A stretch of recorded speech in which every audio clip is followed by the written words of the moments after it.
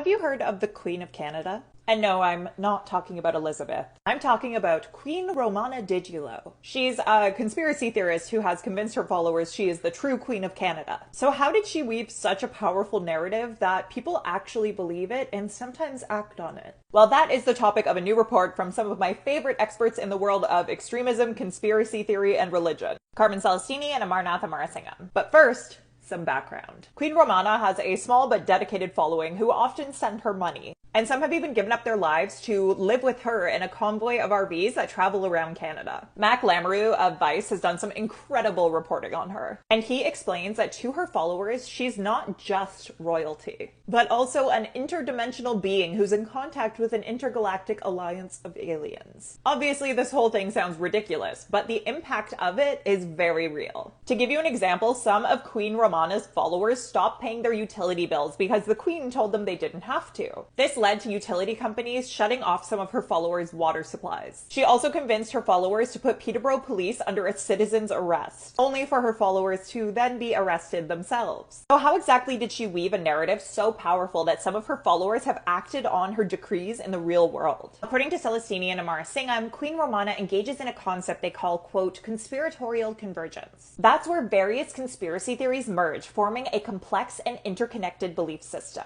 I asked Amarasingham about this, and he told me that Queen Romana leveraged the pandemic and the silence from Q of QAnon fame. And she created a movement that blended religious elements from theosophical traditions of the 1930s and 1940s, notably the I Am movement, with conspiracy theories. So basically he said, quote, her movement is a blend of religious mysticism and contemporary conspiracy theories like QAnon and anti-vaccine sentiment. When she mixed all this together, the Queen actually created a cohesive worldview that offered her supporters a sense of belonging and purpose. Understanding that background helps to understand how she's created a following, and why her followers engage in real-world behaviors that seem super bizarre to anyone who isn't under her influence. What do you think about this?